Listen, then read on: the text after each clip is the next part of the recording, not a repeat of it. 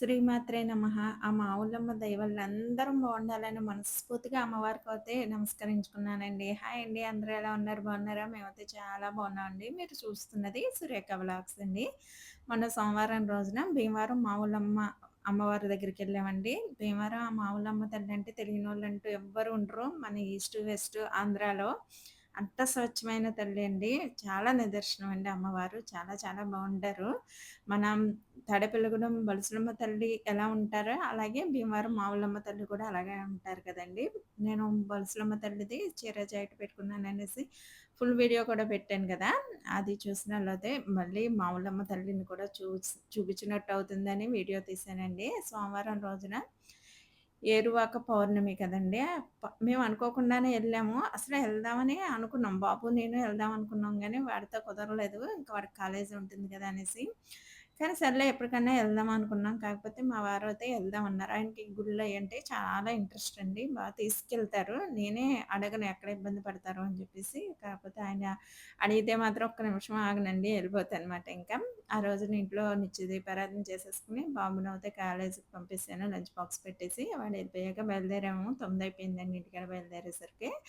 తాడేపల్లిగూడెం దాటాక దాటిన వెంటనే పెంటపాడు అని గ్రామం వస్తుందండి. అక్కడ శివాలయం ఉంటుందండి. ఎంత బావుంటుందసలని. చాలా ప్రశాంతంగా చాలా చాలా పురాతనమైన దేవాలయం మాట. రోడ్డు మీదకే ఉంటుంది. ఎవరైనా అటెళ్తే మాత్రం మిస్ అవ్వకండి. చాలా బావుందండి టెంపులు. ఇంకా గోత్రనామాలుతో పూజ చేయించేసుకున్నాం మాట.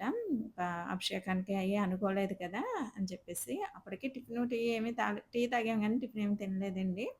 ఇంకా మళ్ళీ మావుళ్ళమ్మ గుడికి అనుకున్నాం కదా! అక్కడ లేట్ అయిపోతుందేమో అని చెప్పేసి ఇంకిక్కడ గోత్రనామాలతో చేయించేసుకొని ఇంక బయలుదేరామండి. గుడైతే చాలా అంటే చాలా బావుంది. ఒక పక్కన అమ్మవారు, పార్వతీదేవి అమ్మవారు కూడా చూపించాను కదా! ఎంత బావున్నారో. ఒకవైపునేమో సుబ్రహ్మణ్య స్వామి ఉన్నారండి. వల్లి సమేత సుబ్రహ్మణ్య స్వామి నాగాబంధంతో ఉన్నారన్నమాట.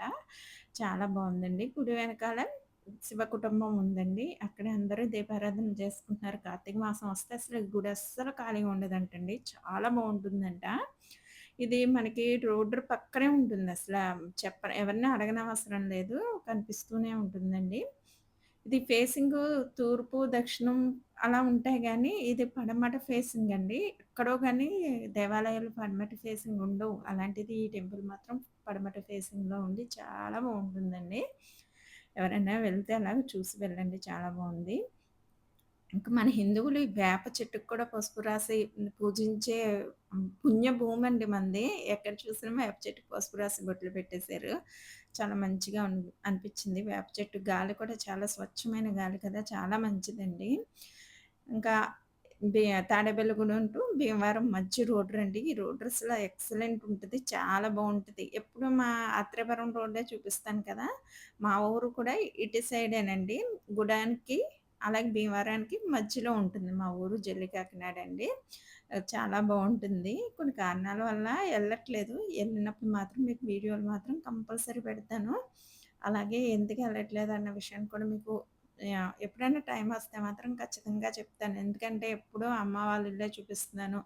మీకు అత్తోరిల్లు చూపించట్లేదని మీకు ఉంటది. తెలుస్తది కదా! చాలా మందికి డౌట్ ఉండొచ్చు.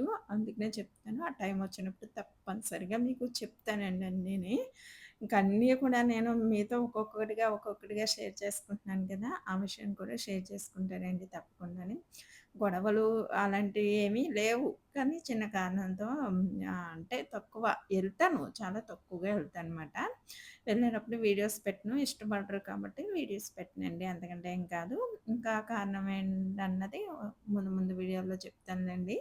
ఇంకా ఈ భీమవరం టు గూడెం రహదారి అయితే చాలా బావుంటుందండి. అటు ఇటు చెట్లతో పచ్చని ప్రకృతితో చాలా బావుంటది. ఇప్పుడు వర్షాలు పడుతున్నాయి కదా! అందరూ రైతులందరూ ఇత్తనాలు జల్లుకుని ఆకుమొళ్ళయి యేసుకుంటున్నారండి. ఊడ్చుకుంటున్నారన్నమాట. అంటే ఆకుమడి అంటే వరి మొక్కని నాటడాన్ని ఆకుమడి అంటే ఇత్తనాలు జల్లుకుని మొలిచాక ఆకుమడి అంటారు. దాన్ని నాటుకోవడాన్నేమో నాటుకునే రోజులమాట అసల. ఇప్పటికే అయిపోవాలి. వర్షాలు లేక పాపం ఇబ్బంది పడుతున్నారండి. కాలువలు కూడా ఫుల్లుగా వచ్చేసినియి. నేను ఇందాక చూపించిన వినాయకుడి గుడి చాలా ఫేమస్ అండి. అంటే పనులు జరుగుతున్నాయి కాబట్టి లోపలికెళ్ళలేదు. బయట నుంచి దండం పెట్టేసుకున్నాను. ఇంక ఇది భీమవరం ఎంటర్ అయిపోయామండి. భీమవరం ఎంట్రన్స్‌లోనే మనకి బీవీ రాజు కాలేజీ ఉంటుంది. చాలా బావుంటుంది.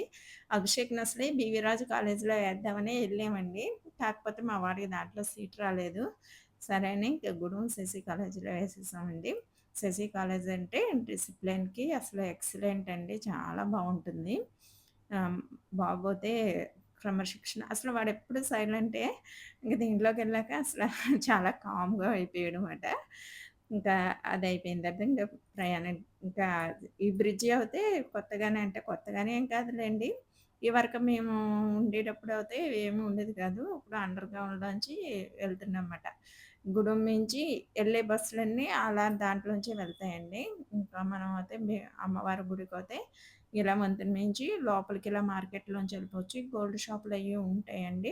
భీమవరం మావులమ్మ గుడి అంటే తెలియనోళ్ళు ఎవ్వరు ఉండరండి. బస్ స్టాప్ నుంచి దగ్గరే, అలాగే రైల్వే స్టేషన్ నుంచి కూడా చాలా దగ్గరేనండి. బస్ స్టాప్ నుంచయితే నడిచి కూడా వెళ్ళిపోవచ్చు. చాలామందికి తెలిసినోళ్ళైతే నడుచుకునే వెళ్ళిపోతారు. ఇంక బండి మీద అయినా వచ్చినోళ్ళమైతే ఇంక ఇలా మార్కెట్ నుంచి వెళ్ళిపోవచ్చు. బస్సులు ఆటోలు అయ్యి ఉంటాయండి. షేర్ ఆటోలు అయ్యి ఉంటాయి. చుట్టూరు అమ్మవారు గుడి చుట్టూరు కూడా షాపింగ్ మాల్స్, షాపులు చాలా ఎక్కువగా ఉంటాయండి. మేమింక టెంపుల్ దగ్గరకొచ్చేసాక చీర పెట్టుకుందాం అనుకున్నాను. మన బొలుసులమ్మ తల్లికి కూడా చీర పెట్టుకున్నాను కదా! నేను ముందు నుంచి ఏమీ అనుకోను అని చెప్పాను కదండీ! కోరికలు, మొక్కులు ఏమి ఉండవు. కాకపోతే నాకు మనసుకి ఎలా అనిపిస్తుందో అలాగే చేస్తాను. ఎందుకంటే మనకి సౌభాగ్యం ఇచ్చే అమ్మ, మన సంపదల్ని కాపాడే అమ్మ, మనకి తినటానికి, ఉండటానికి లోటు లేనికుండా ఇచ్చిన అమ్మకి మన ఆ మాత్రం పసుపు, కుంకాలు పెట్టుకోలేమా అని చెప్పేసి, ఆ మాత్రం ఖర్చు పెట్టుకోలేమా అని చెప్పేసి అనుకుంటాను. తినటానికి ఎన్నో తగలేసుకుంటామండి. ఎంత డబ్బో తగలేసుకుంటాము. అలాంటిది అమ్మవారికి ఇంత ఇచ్చిన అమ్మవారికి మనం ఏం పెట్టుకోలేమా చెప్పండి. ఒక చీర, జాకెట్ మహా అవుతే 200, 300, 400 ఎవరి శక్తి కొలది ఆళ్ళు పెట్టుకుంటారండి. దాంట్లో తప్పులేదు. అలా నా శక్తి మేరకు నేను చీర తీసుకొని జాకెట్టు, గాజులు, పసుపు, కుంకాలు అమ్మవారికి సమర్పించుకున్నానండి. అమ్మవారు లోపలైతే ఇదండి.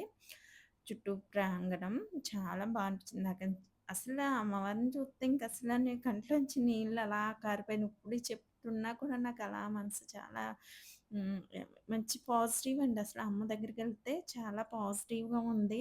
గర్భగుడిలో అమ్మవారిని చూసేసరికి చాలా మంచిగా అనిపించిందండి. మంచి పాజిటివ్‌వి. చిన్న క్లిప్ తీశాను. అంటే ఎక్కువ తీయనివ్వట్లేదు. చిన్నగా తీశాను. మీరు కూడా చూసి అమ్మని నమస్కరించుకోండి.